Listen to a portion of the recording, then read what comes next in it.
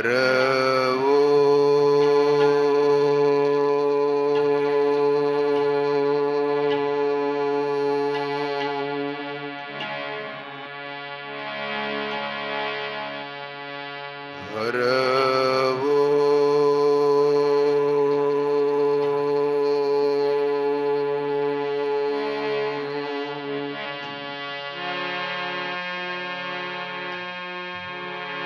हर ओम श्री गुरु श्री महादेवं नादबिंदु कलान्वितं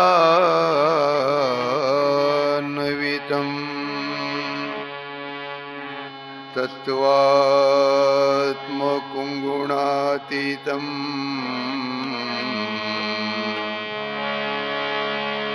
तस्मै श्री गुरुवे नमः।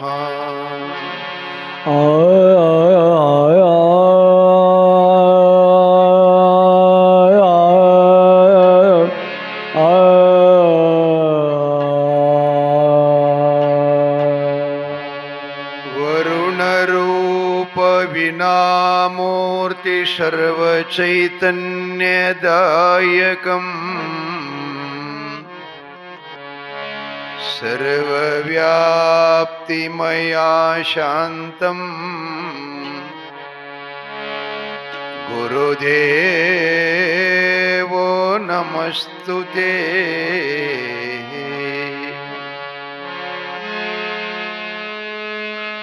गुरुवे सर्वलोकानां भिषजे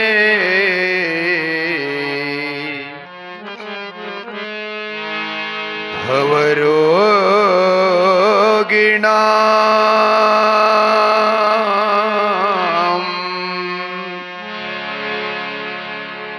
निधये सर्वविद्यानां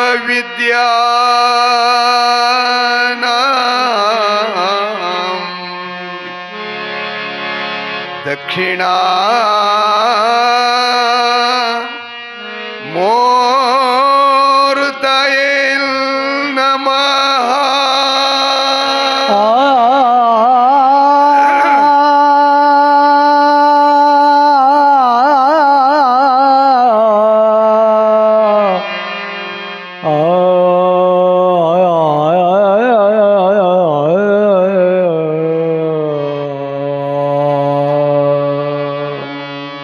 वक्रतुंड महाकाय सूर्यकोटि समप्रभा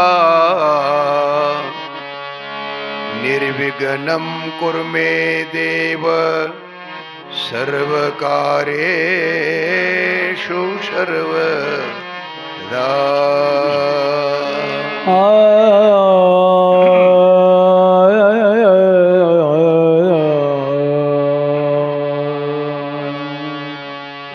जय मंगलम जय नमः पार्वती शिव हर हर महादेव। श्रीम जगद्गुरु सोमेश्वर महाराज की जय। शिवयोगी अमोघ सिद्धेश्वर महाराज की जय। जगन्माता कुंता देवी माता की जय। श्री पद्मावती माता की जय। शावर सिद्धेश्वर महाराज की जय। श्री शीली सिद्ध महाराज की जय। मलकार सिद्धेश्वर महाराज की जय। सिद्धरत्न मदगुंडेश्वर महाराज की जय। सकल साधु संत महाराज की जय। भगवती भारत माता की जय। जय मंगलम जय नमः पार्वती शिव हर हर महादेव।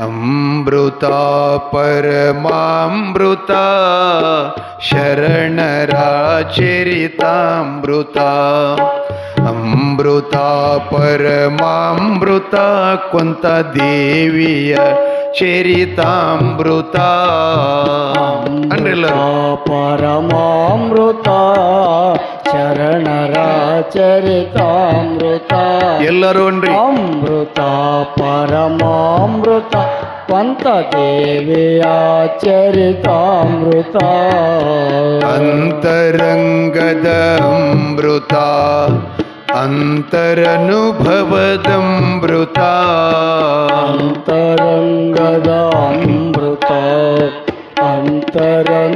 ಅಂತರನುಭವದಮೃತ ಅಮೃತ ಪರಮಾಮೃತ ಜಗದ್ಗುರುವಿನ ಚರಿತಾಮೃತ ಅಮೃತ ಪರಮಾಮೃತ ಅಮೋಘ ಸಿದ್ಧರ ಚರಿತಾಮೃತ ಅಮೃತ ಪರಮಾಮೃತ ಸಿದ್ಧರ ಚರಿತಾಮೃತ ಅಮೃತ ಪರಮಾಮೃತ ಅಮೃತ ದೇವಿಯ ಚರಿತಾಮೃತ ನೀತಿ ಪ್ರೀತಿ ಭಾವ ಭಕ್ತಿ ಸುರಿಸುವ ಕರುಣಾಮೃತ ನೀತಿ ಪ್ರೀತಿ ಭಾವ ಭಕ್ತಿ ಸುರಿಸುವ ಕರುಣಾಮೃತ ನ್ಯಾಯ ನಿಷ್ಠೆ ಸೌಮ್ಯ ಕಾಯಕ ಕಲಿಸುವ ಜೀವಾಮೃತ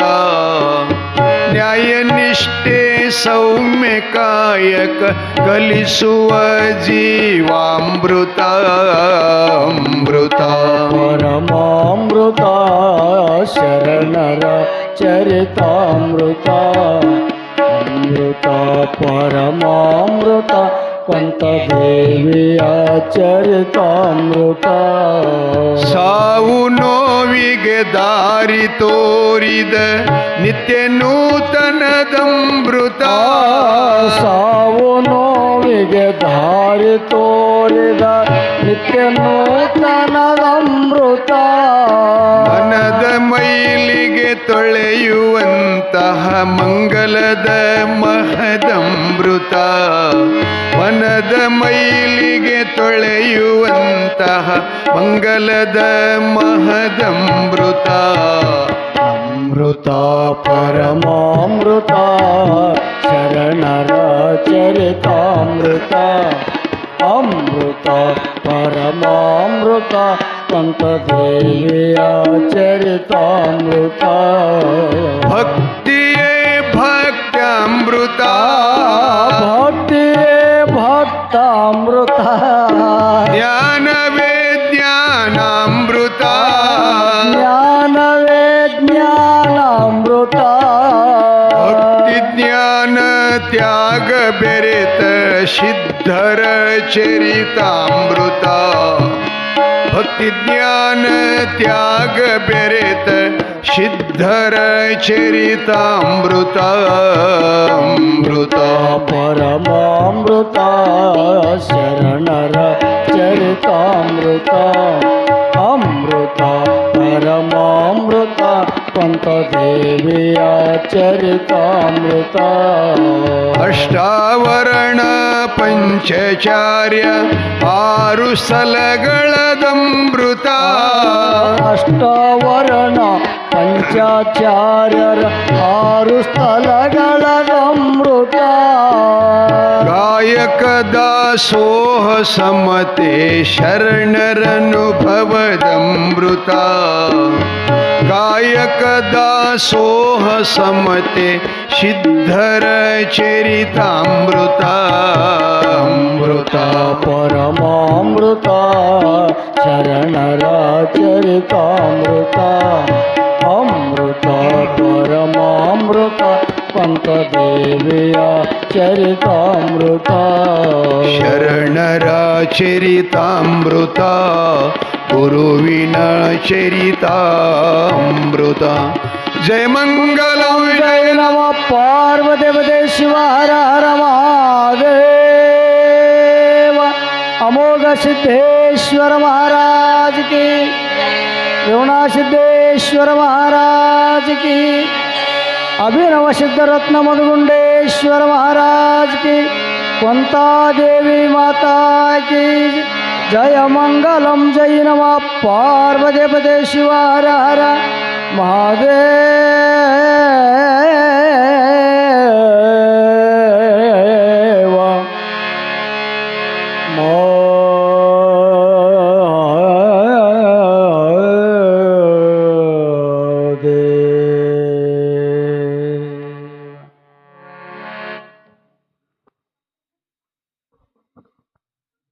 ಮಹಾದೇವ.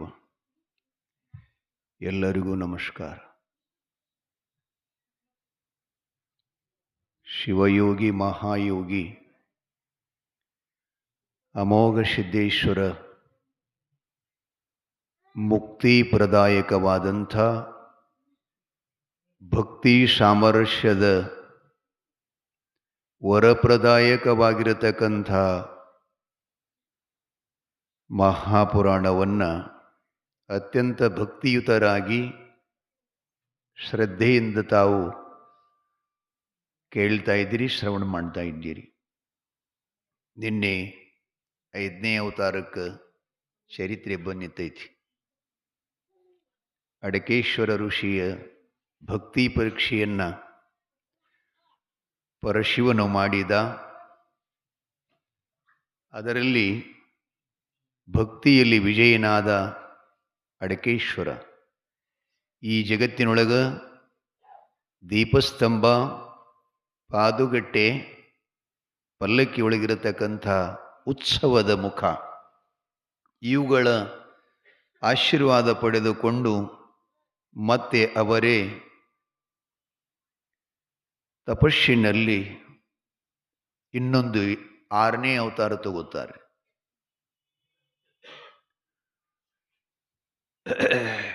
ಅನಂತಯುಗ, ಅಭ್ಯಾಂಗತ ಯುಗ, ಮನರಣ್ಯ, ವಿಶ್ವಾಸು, ತಾಂಬುಜ, 6ನೇದ್ದು ವಿಶ್ವಾಸ ಯುಗ, ವಿಸ್ತಾರ ಯುಗ. ಆ ಯುಗದಲ್ಲಿ ದೇಹಧಾರಣ ಮಾಡಿ ಸದಾ ಭಗವಂತನ ತಪಸ್ಸನ್ನೇ ಆಚರಣೆ ಮಾಡ್ತಾ ಇದ್ದ. ಹೀಗಾಗಿ ಒಂದು ಸಲ ನಾರದ ಮಹಾಮುನೀಶ್ವರರು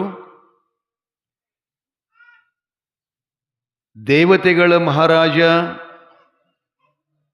ಇಂದ್ರನ ಸಭೆಗೆ ತನ್ನ ಸಂಚಾರವನ್ನು ಹೊರಿಸ್ತಾ ಇದ್ದಾನೆ. ನಾರದರು ಬಂದ ಕೂಡಲೇ ಸಕಲ ದೇವತೆಗಳೆಲ್ಲ ಶಾಂತಚಿತ್ತರಾಗಿ ಸಮಾಧಾನದಿಂದ ನಾರದನ ಸ್ವಾರ್ಥೆಯನ್ನು ಕೇಳಲು ಎಲ್ಲರೂ ಬಹಳ ಉತ್ಸುಕತೆಯೊಳಗಿರ್ತಿರ್ತಾರೆ. ನಾರದ ಮಹಾಸ್ವಾಮಿಗಳನ್ನು ವಿಶೇಷಣ ಆಗಮನ ಮಾಡಿಕೊಂಡು ಅವರಿಗೊಂದು ಉಚ್ಛಾಸನವನ್ನು ಕೊಟ್ಟು, ವಿಶೇಷ ಆಸನ ಕೊಟ್ಟು ಅವರ ಪಾದಪೂಜೆಯನ್ನು ಮಾಡಿ ಇಂದ್ರ ಪ್ರಶ್ನೆ ಮಾಡ್ತಾ ಇದ್ದಾನೆ. ದೇವಾದಿದೇವನೇ, ತಾವುಗಳು ಆವಲೋಕದಿಂದ ದೇವಲೋಕಕ್ಕೆ ಆಗಮನ ಮಾಡಿದಿರಿ. ಆ ವಿಷಯವನ್ನು ಸವಿಸ್ತಾರವಾಗಿ ನಮಗೆ ಹೇಳಬೇಕು ಅಂಥೇಳಿ ಇಂದ್ರ ಮಹಾರಾಜ ಕೇಳ್ತಾ ಇದ್ದಾನೆ. ನಾರದನು ಬಹು ಸಂತೋಷಪಟ್ಟು ಆನಂದಭರಿತನಾಗಿ ವಿಸ್ತಾರ ಯುಗದಲ್ಲಿ ತಪಸ್ಸು ಮಾಡುವಂತಹ ಯೋಗಿಯ ವರ್ಣನ ಮಾಡ್ತಾ ಇದ್ದಿರ್ತಾನೆ. ನಾನು ಇಡೀ 3 ಲೋಕಗಳನ್ನೆಲ್ಲ ಸಂಚರಿಸಿದೆ. ಆದರೆ ದೇವೇಂದ್ರನೇ, ವಿಸ್ತಾರ ಯುಗದಲ್ಲಿ ಒಬ್ಬ ಮಹಾ ಋಷಿ ಅದಾನ. ಅವನ ತಪಸ್ಸಿನ ಬಲ, ತಪಸ್ಸಿನ ಶಕ್ತಿ, ಅವನ ದೇಹದ ಕಾಂತಿ ನಾನು 3 ಲೋಕದಲ್ಲಿ ಸಹಿತ ಎಲ್ಲಿಯೂ ಕಾಣಲಿಲ್ಲ.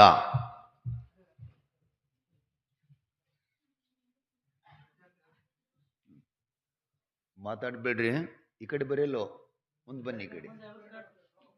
ಏಯ್ ಇಲ್ಲಿ ಬರೀ, ಎದ್ದು ಬರ್ರಿ ನೀವು. ಬರ್ರಿ ಈ ಕಡೆ, ಬರೀ ಈ ಕಡೆ ಬರ್ರಿ. ಏಯ್ ಶಾಲಿಗೆ ಹೋಗ್ತಿರಲ್ಲ, ಇಲ್ಲಿ ಬರೀ ಮುಂದೆ ಹೇಳ್ರಿ, ಇಲ್ಲಿ ಹೇಳೋ. ಏ ಎಬ್ಸವ್ರಿಗೆ ಎಬ್ಸವ್ರಿ.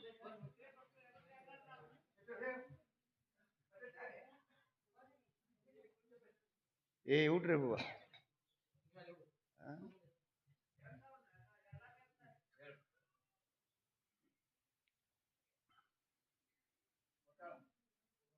ಮಂಡದಾರ ಅವರು ಭಾಳ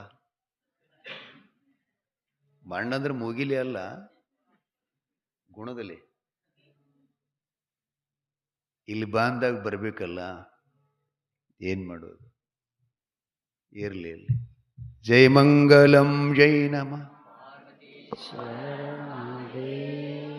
ಎಲ್ಲರೂ ಜೋರ್ಲೇನ್ರಿ. ಸಾಂಬ ಜೈ ನಮ ಪಾರ್ವತಿ. ನೀವು ಅನ್ಬೇಡ್ರಿ, ನೀವು ಅವರಲ್ಲಿ ಅಡಿಗೆ ಮಾಡಿದವ್ರು ಉಣಬಾರದು. ಸಾಂಬ ಜೈ ನಮ ಪಾರ್ವತೆ ಪದೇ ಶಿವ ಹರ ಹರ.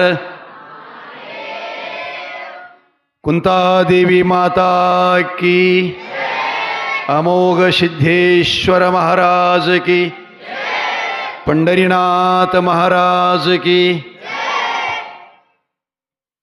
ಸಂತೋಷ. ಏನ್ ಹೇಳಕತ್ತಿದ್ನಪ್ಪ ಬಸವಣ್ಣ? ಅವನಿಗೆ ಅವರಿಗೆ ಅಪ್ಸರದ ನೆನಪು ಹರಿಯೋದು. ಏನ್ ಮಾಡ್ಬೇಕು, ಒಬ್ಬಕ್ಕೆ ಅಮ್ಮ ಹಿಂಗ ನೆನಪು ಹಾರಿ ಗಂಡಗ ಬಗಲಾಗಿ ಎತ್ಕೊಂಡು ಪುರಾಣಕ್ಕೆ ಬಂದಿಳಂತ. ಏನ್ ಮಾಡ್ಬೇಕು, ತರಕ್ ಭಾಳ ಡೇಂಜರ್ ಇರ್ತದ. ಇರ್ಲಿ. ಇಂದ್ರ ನಾರದನಿಗೆ ಪ್ರಶ್ನೆ ಮಾಡ್ದ. ನಾರದರು ಸಂತೋಷವಾಗಿ ಹೇಳ್ತಾರೆ, ವಿಸ್ತಾರ ಯುಗದಲ್ಲಿ ಓಂ ಋಷಿ ಅಂತಕ್ಕಂಥ ಒಬ್ಬ ಮಹಾ ಋಷಿ ಅದಾನ. ಅವನ ತಪಸ್ಸು, ಅವನ ಯೋಗ, ಅವನ ಧ್ಯಾನ, ಅವನ ಒಂದು ಸಮಾಧಿ ಸ್ಥಿತಿ ಅದ್ಭುತವಾಗಿ ಕಂಡೆ. ಆದರೆ ಅವನಂಥ ಋಷಿನ ನಾನು 14 ಲೋಕ ಸಂಚಾರ ಮಾಡಿ ಬಂದೆ, ನನ್ನ ಕಣ್ಣಿಗೆ ಅಂಥವನು ಯಾರೂ ಕಾಣಲಿಲ್ಲ ಅಂಥೇಳಿ. ಇಷ್ಟಂದಾಗ ಇಂದ್ರನಿಗೆ ಒಂದಿಷ್ಟು ಮನಸ್ಸಿಗೆ ನೋವಾಯಿತು. ಕಾರಣ, ನನ್ನ ರಾಜಧಾನಿಗೆ ಬಂದು ಅಮರಾವತಿ ಪಟ್ಟಣ ಪ್ರವೇಶ ಮಾಡಿ ನನ್ನ ಹೊಗಳಿಲ್ಲಲ್ಲ, ಆ ಋಷಿನ ಹೊಗಳದ್ನಲ್ಲ ಅಂಥೇಳಿ ಮನುಷ್ಯನೊಳಗೆ ಸಂಕೋಚಪಟ್ಟು ನಾರದ ಇದನ್ನು ಹೇಳಿ ನಿರ್ಗಮನ ಆದವ, ಹೋಗ್ಬಿಟ್ಟ. ಇಂದ್ರನಿಗೆ ಮನುಷ್ಯಗೆ ಸಮಾಧಾನ ಆಗಲಿಲ್ಲ. ಇನ್ನೊಬ್ಬರ ವರ್ಣನ ಕೇಳಿದಾಗ ನಮ್ಮ ಮನುಷ್ಯಗೆ ಸಮಾಧಾನ ಆಗಬೇಕು. ಈಗ ಒಬ್ಬೊಬ್ರು ಅಂತಿರ್ತಾರೆ, ಸಂಗೊಳ್ಗಿ ಮಹಾರಾಜನಿಗಿಂತಲೂ ಅವರು ಪುರಾಣ ಚಲೋ ಹೇಳ್ತಾರಂತ. ಹಿಂಗಂದ್ರಂದ್ರೆ ನನಗೆ ಸಮಾಧಾನ ಆತಿತ್ತು ಅಂದ್ರೆ ನಾ ಮನುಷ್ಯ ಅಂತೇಳಿ ತಿಳ್ಕೋಬೇಕು. ಮತ್ತು ಅವನ ವರ್ಣನ ನಾನು ಮುಂದೆ ಮಾಡಿದಾಗ ನನಗೆ ಹೊಟ್ಟೆಯಾಗ ಒಂದಿಷ್ಟು ಕಸಿಬಿಸಿ ಆಗಿತ್ತಿತ್ತಂದ್ರೆ ನಾ ಮನುಷ್ಯರದಾಗಿಲ್ಲ ತಿಳ್ಕೋಬೇಕು. ನಾನು ಹಿಡ್ಕೊಂಡು ಹೇಳ್ತೀನಿ, ನಿಮಗೇನು ಅನ್ನೋದಿಲ್ಲ. ಇದ್ರ ಅರ್ಥ ಏನು? ಇನ್ನೊಬ್ಬರನ್ನು ಸದಾ ನಾವು ಹೊಗಳಬೇಕು, ಇನ್ನೊಬ್ಬರಿಗೆ ಸದಾ ನಾವು ಗೌರವಿಸಬೇಕು. ಇದು ಮನುಷ್ಯನ ಧರ್ಮದ ಹಾಗಾಗಿ ಇಂದ್ರನಿಗೆ ನನಗಿಂತಲೂ ಹೆಚ್ಚಿಗೊಬ್ಬದಾನಂತ ಹೇಳ್ತಾನಲ್ಲ, ಅವನ್ನ ನೋಡಬೇಕು. ಅವನ ಭಕ್ತಿ, ಅವನ ಯೋಗ, ಅವನ ಸಿದ್ಧಿ, ಅವನ ಸಮಾಧಿ ಪರೀಕ್ಷೆ ಮಾಡಬೇಕು ಅಂಥೇಳಿ ಪರಮಾತ್ಮನ ಕಡೆ ಹೋಗ್ತಾನೆ. ಹೇ ಜಗದೊಡೆಯ ವಿಶ್ವನಾಥ, ನೀನು ನನ್ನ ಜೊತೆಗೂಡಿ ಭೂಲೋಕಕ್ಕೆ ಬರಬೇಕು. ಪರಮಾತ್ಮ ಕೇಳ್ತಾನೆ. ಕಾರಣ, ಅಲ್ಲೊಬ್ಬ ಓಂ ಋಷಿ ಅಂತ ತಪಸ್ಸು ಮಾಡ್ತಾ ಇದ್ದಾನಂತೆ. ಬಹಳ ಅಖಂಡವಾದಂಥ ತಪಸ್ಸು, ಬಹಳ ಭವ್ಯವಾಗಿರತಕ್ಕಂಥ ತಪಸ್ಸು. ಆದ್ದರಿಂದ ಅವನ ತಪಸ್ಸಿನ ಬಲ, ಅವನ ತಪಸ್ಸಿನ ಶಕ್ತಿ ಪರೀಕ್ಷೆ ಮಾಡಲು ಹೋಗಬೇಕು ಅಂತ ಕೇಳಿಕೊಂಡಾಗ ಪರಮಾತ್ಮ ಹೇಳ್ತಾನೆ, ಅಪ್ಪ ದೇವೇಂದ್ರ ಮಹಾರಾಜನೇ, ಆ ಋಷಿ ತಪಸ್ಸಿಗೆ ಹರಿಹರಾದಿ ಬ್ರಹ್ಮಾದಿಗಳಿಗೆ ಸಹಿತ ಅವನ ತಪಸ್ಸು ಭಂಗ ಮಾಡಕ್ಕೆ ಬರಲ್ಲ. ಯಾಕೆ? ಆತ ಮಾಡುವಂಥ ತಪಸ್ಸು ನಿಷ್ಕಾಮ್ಯದ, ಯಾವ ಥರದ್ದು ಫಲಾಪೇಕ್ಷೆ ಇಲ್ಲ. ಆ ಬಳಿಕ ಯಾವುದು ವರಗಳನ್ನು ಆಶೆ ಮಾಡಿಕೊಂಡವಲ್ಲವ. ನಿರಾಭಾರಿಯಾಗಿ ತನ್ನ ಶರೀರದ ಸ್ವಾರ್ಥಕತೆಗಾಗಿ, ಆತ್ಮೋನ್ನತಿಗಾಗಿ, ಆತ್ಮ ಸಾಕ್ಷಾತ್ಕಾರಕ್ಕಾಗಿ ಆತ ತಪಸ್ಸು ಮಾಡ್ತಾ ಇದ್ದಾನೆ. ಅಲ್ಲಿ ಹೋಗಲು ಬೇಡ ಅಂತ ಹೇಳಿದಾಗ ಇಂದ್ರಂತಾನ, ಅಲ್ಲ ನಿನ್ನ ಭಕ್ತರಿಗೆ ಏನಾದರೂ ಅಪಮಾನ ಆಗುತ್ತದಂತ ಇಂಥವೆಲ್ಲ ನನಗೆ ಮಾತು ಹೇಳ್ತೀಯೇನ ಅಂತ ಕೇಳ್ತಾ ಇದ್ದಾನೆ. ಅವ ಹೇಳ್ತಾನೆ, ಹಾಗೇನು ಹೇಳಲ್ಲ, ನೋಡುವ ನಿನ್ನಲ್ಲಿ ಇಚ್ಛೆ ಇದ್ರೆ ನಡೆ ಅಂಥೇಳಿ ಕರ್ಕೊಂಡು ಬಂದರು. ಋಷಿ ತಪಸ್ಸು ಮಾಡುತ್ತಿರುವುದನ್ನು ನೋಡಿದ್ರು. ಅವರು ಪದ್ಮಾಸನ ಹಾಕಿಕೊಂಡು ಎರಡೂ ಕೈಗಳನ್ನು ಹೀಗಿಟ್ಕೊಂಡು ಸಮಾಧಿ ಒಳಗಿದ್ದ. ಇಂದ್ರ ತನ್ನ ರೂಪ ಬದಲಾಯಿಸ್ದ, ಗಿಡಗಿನ ರೂಪ ತಗೊಂಡ. ಮಹಾದೇವ ಹಂಸ ಪಕ್ಷಿಯಾದ. ಇರುವರು ಆ ಹಂಸ ಪಕ್ಷಿಗೆ ಗಿಡಗಾಗಿ ಬೆನ್ನತ್ತದ ತಿರ್ಲಾಕ.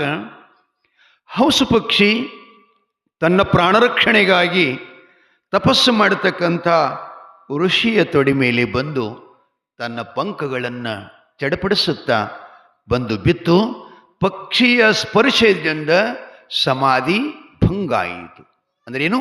ಎಚ್ಚರಾದವ. ಹಾಗೆ ಆ ಪಕ್ಷಿನ ಕೈಯಾಗಿ ಹಿಡ್ಕೊಂಡು ನೋಡ್ತಾನೆ. ಹಂಸ ಪಕ್ಷಿ ಕಣ್ಣೊಳಗಿಂದ ಹನಿ ಹನಿ ನೀರ ಸುರ್ಯಾಕತ್ಯಾವ. ಆ ಋಷಿ ಕೇಳ್ತಾನೆ, ಓಂ ಋಷಿ, ಅಲ್ಲ ಯಾಕೆ ಹೇಳಕತ್ತಿ, ಏನು ಸಂಕಟ ನಿನಗೆ ಕೇಳಿದಾಗ, ಅಲ್ಲಿ ನೋಡಿ ಮಹಾರಾಜ್, ಆ ಗಿಡಗ ಪಕ್ಷಿ ಅದಲ್ಲ, ನನ್ನ ಬೆನ್ನಟ್ಟಿ ನನ್ನ ಪ್ರಾಣನ ಹೀರಿ ನನ್ನ ಶರೀರದ ಮೌಸನ್ನೆಲ್ಲ ಹರಿದು ತಿನ್ನಬೇಕು ಅಂಥೇಳಿ ಬೆನ್ನು ಹತ್ತಿತ್ತು. ಅದಕ್ಕೆ ನಿಮ್ಮ ಆಶ್ರಯಕ್ಕೆ ನಾನು ನನ್ನ ಪ್ರಾಣ ಭಿಕ್ಷೆ, ಪ್ರಾಣ ರಕ್ಷೆ ಎರಡನ್ನ ಬೇಡಲು ಬಂದಿದ್ದೇನೆ ಅಂತ ಓಂ ಋಷಿಗೆ ಕೇಳ್ತಾ ಇದೆ. ಬಸವಣ್ಣವರೊಂದು ವಚನ ಬರೀತಾರೆ, ದಯವಿಲ್ಲದ ಧರ್ಮ ಅದಾವುದಯ್ಯ. ದಯವಿಲ್ಲದ ಧರ್ಮ ಯಾವುದಯ್ಯ? ಮುಂದೆ ಹೇಳ್ತಾರೆ ಅವರು, ದಯವು ಬೇಕು ಸಕಲ ಪ್ರಾಣಿಗಳಲ್ಲಿ. ಪ್ರಾಣಿ ಅಂದ್ರೆ ಇರುವೆ ಮೊದಲುಗೊಂಡು ನೊಣ ಮೊದಲುಗೊಂಡು ಎಷ್ಟು ಜೀವಿಗಳದಾವ, ಅವುಗಳನ್ನು ನಾವು ಎಂದೂ ಯಾವ ಕಾಲದಲ್ಲಿ ಎಂಥ ಪ್ರಸಂಗ ಬಂದರೂ ಅವುಗಳ ಹಿಂಸೆಯನ್ನು ಮಾಡಬಾರ್ದು ಅಂತ ಧರ್ಮ ನಿಮಗೆಲ್ಲ ಉಪದೇಶ ಮಾಡ್ತಾ ಇದೆ. ಆದ್ದರಿಂದ ಆಶ್ರಯಕ್ಕೆ ಬಂದಂಥ ಪಕ್ಷಿಯನ್ನು ತಪಸ್ಸು ಮಾಡುವಂಥ ಓಂ ಋಷಿ ಅದರ ಮೇಲೆ ಕೃಪಾ ತೋರಿ ಕರುಣಾ ಮಾಡಿ, ಪರವಾಗಿಲ್ಲ, ನಿನಗೆ ನಾನು ಆ ಗಿಡಗಿನ ಆಹುತಿ ಕೊಡುವುದಿಲ್ಲ, ಬರಲ್ಯವ ಅಂಥೇಳಿ ತನ್ನ ಹತ್ರ ಇಟ್ಕೊಂಡದಕ್ಕೆ ಆ ಬಳಿಕ ಗಿಡಗನು ಬಂದು ಪರಮಾತ್ಮನಿಗೆ ಹೇಳ್ತದ, ಆ ಋಷಿಗೆ ಹೇಳ್ತದ, ಏ ಸಾಧು ಸನ್ಯಾಸಿ, ನೀ ಋಷಿಯರೇರು, ಮುನಿಯರೇರು, ಯೋಗಿಯರೇರು, ತ್ಯಾಗಿರಿರು, ನನಗೇನದ್ರಿಂದ? ನನಗೆ ಬೇಕಾಗಿರೋದು ನಿನ್ನ ಆಶ್ರಯದಲ್ಲಿರತಕ್ಕಂಥ ಆ ಪಕ್ಷಿಯನ್ನು ಹೊರಗೆ ಹಾಕಿಬಿಡು, ಅದನ್ನು ನಾನು ತಿನ್ನುತ್ತೇನೆ. ನಾನು ಮೌಸಾರಿ ಪ್ರಾಣಿ, ಸಸ್ಯಾಹಾರಿ ಅಲ್ಲ ನಾನು, ಅದಕ್ಕೆ ಅದನ್ನು ಬಿಡು ಅಂತಂದಾಗ ಋಷಿ ಹೇಳ್ತಾನೆ, ಎಲೆ ಗಿಡಗವೇ, ನೋಡಪ್ಪ, ಒಂದು ಪಕ್ಷಿಯು ತನ್ನ ಪ್ರಾಣದಾನ, ಪ್ರಾಣ ಭಿಕ್ಷೆ, ಪ್ರಾಣದ ರಕ್ಷಣೆಗಾಗಿ ನನ್ನ ಆಶ್ರಯಕ್ಕೆ ಬಂದೈತಿ ಅಂತಂದ್ರೆ ನನ್ನ ಕಣ್ಣಾರೆ, ನನ್ನ ಕೈಯಾರೆ ಈ ಪಕ್ಷಿಯನ್ನು ನಾನು ಬಿಟ್ಕೊಡೋದಿಲ್ಲ ಅಂತ ಹೇಳ್ತಾನೆ. ಬಿಟ್ಕೊಡೋದಿಲ್ಲ ಅಂತ ಹೇಳ್ತಿರ್ತಾನೆ. ಲಕ್ಷ್ಯದಾಗಿರಬೇಕು, ನಾವು ಎಷ್ಟು ಪ್ರಾಣಿಗಳನ್ನು ಕೊಂದೀವಿ, ಅದರಿಂದ ಎಷ್ಟು ಪಾಪ ಬರ್ತದ ಅನ್ನೋದ್ರ ಬಗ್ಗೆ ನಿಮ್ಗೆ ಲಕ್ಷ್ಯ ಇರಲಿ. ನೀವು ಮಹಾಭಾರತ ನೋಡಿರಿಲ್ಲ, ಮೊಬೈಲ್ದಾಗ ನೋಡಿರಿ, ಟಿವಿಯಾಗ ನೋಡಿರಿ, ಹೇಳದ್ನು ಕೇಳಿರಿ. ಅದ್ರಾಗ ಒಬ್ಬ ದೀರ್ಘ ಸನ್ಯಾಸಿ ಶಂತನು ಮಹಾರಾಜನ ಮಗ ಭೀಷ್ಮಾಚಾರ್ಯ ಅಂತ ನೋಡಿರ್ಬೋದು. ಅವ ಸಾಯು ಕಾಲಕ್ಕೆ ಅರ್ಜುನನಿಂದ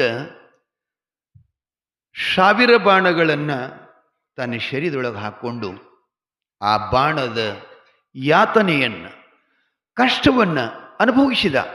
ಯಾಕೆ? ಏನು ಕಾರಣ?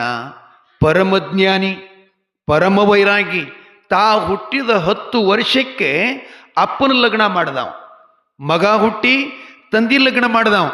ಅಂಥ ವೈರಾಗ್ಯ ಪುರುಷನಿಗೆ ಕೊನೆ ಸಮಯದಲ್ಲಿ ಶರಪಂಜರದ ಮೇಲೆ ಮನೆಗೆ ಕಷ್ಟ ಅನುಭವಿಸುವಂಥ ಪ್ರಸಂಗ ಯಾಕೆ ಬಂತು ಅಂದರೆ, ಹಿಂದಿನ ಜನ್ಮದಾಗವ ಒಂದು ಓತಿಕಾಟಕ್ಕೆ ಜೀವ ಹೊಡೆದಂತ.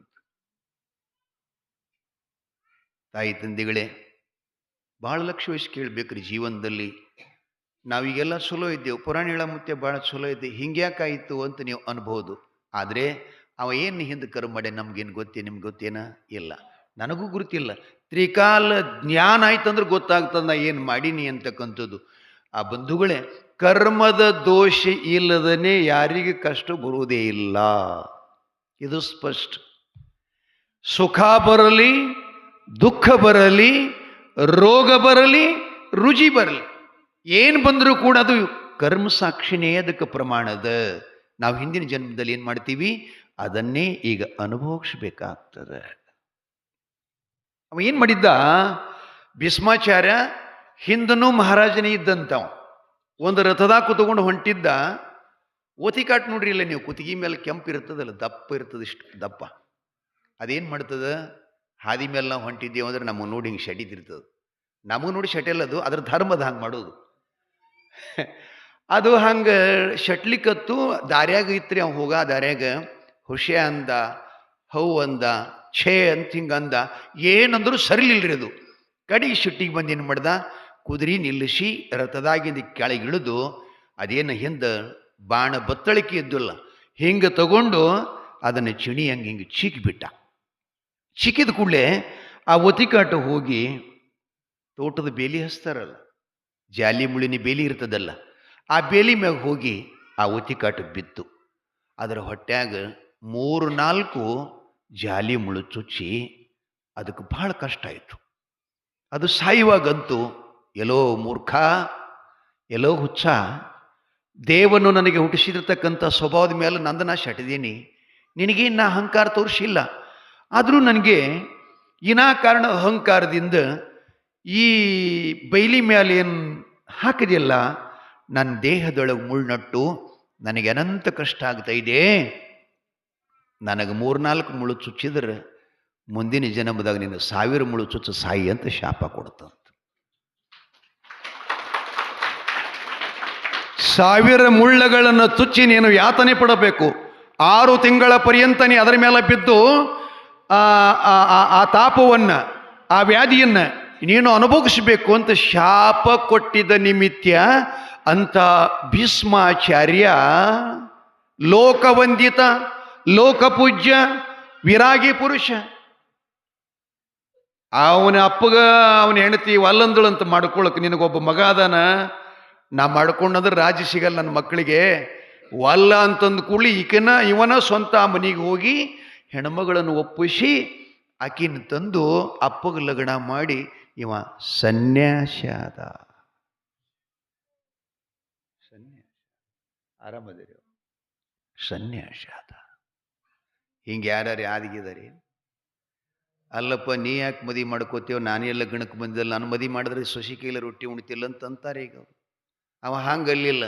ತಂದಿ ಆಜ್ಞಾ, ತಂದಿ ಇಚ್ಛಾ, ತಂದಿ ಆಕಾಂಕ್ಷೆ ಪೂರ್ತಿ ಮಾಡಬೇಕಂತ ಹೆಂಡತಿಯನ್ನು ಅಪ್ಪಗ ಮಾಡಿ ತಾ ಸನ್ಯಾಸಿ ಆಗಿ ಹೇಳ್ತಾನಮ್ಮ, ನಾ ಸನ್ಯಾಸಿ ಆಗ್ತೀನಿ, ನಿನ್ನ ಹೊಟ್ಟೆಯಿಂದ ಹುಟ್ಟಿದ ಮಕ್ಕಳಿಗೆ ರಾಜ್ಯ ಸಿಂಹಾಸನದ ಗದ್ದಿಗೆಯನ್ನು ಬಿಟ್ಕೊಡ್ತೀನಿ ಅಂತ ಪ್ರತಿಜ್ಞೆ ಮಾಡಿದಾಗ ಅವನಿಗೆ ಭೀಷ್ಮಾಚಾರ್ಯ ಅಂತ ಹೆಸರು ಬಂತು.